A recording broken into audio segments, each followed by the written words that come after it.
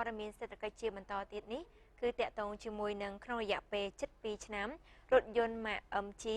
ទទួលបានការលក់រហូតដល់ទៅ80គ្រឿង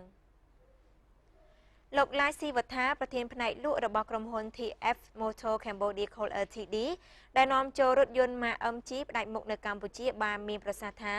រថយន្តទំនើបដែលបានចាប់ផ្ដើមនៅក្នុងប្រទេសអង់គ្លេសតាំងពីឆ្នាំ1924នឹងអាចទាក់ទាញអតិថិជនកម្ពុជាមកប្រើប្រាស់បានច្រើនជាងគេនាពេលអនាគតដោយសារតែរថយន្តម៉ាក MG មានភាពប្រណិតទំនើបនិងមានតម្លៃសមរម្យលោកបានបន្តថាក្រុមហ៊ុនលោកបាននាំចូលរថយន្ត MG នេះមកកាន់ទីផ្សារប្រទេសកម្ពុជានៅចុងឆ្នាំ2013រហូតមកដល់ពេលនេះគឺមានរយៈពេលប្រមាណ7ឆ្នាំមកហើយក្នុងរយៈពេល2ឆ្នាំនេះក្រុមហ៊ុនលោកលក់រថយន្ត MG នៅក្នុងឆ្នាំ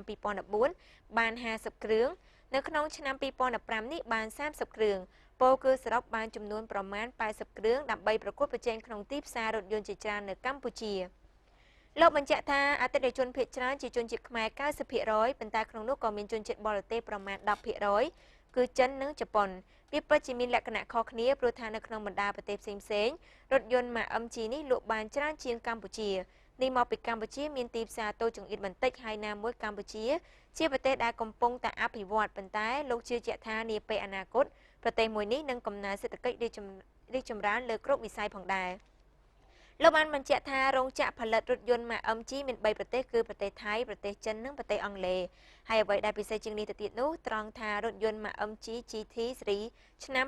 2016មានតម្លៃត្រឹមតែ$30000វាមានតម្លៃប្រហាក់ប្រហែលគ្នាទៅនឹងរថយន្តជជុះស៊េរីឆ្នាំ2004ដោយឡែករថយន្តម៉ាក MG GF និងស៊េរី SUV នឹងមកដល់ពេលក្នុងពេលឆាប់ៗនេះមានតម្លៃជាង$40000ប៉ុណ្ណោះគឺវាមានតម្លៃស្មើនឹងរថយន្តជជុះឆ្នាំ2007ដូច្នេះ MG ផ្ដល់ទៅលើនៅតម្លៃធូរថ្លៃគុណភាពនិងសេវាកម្មក្រោយពីលក់ដែលល្អឥតខ្ចោះ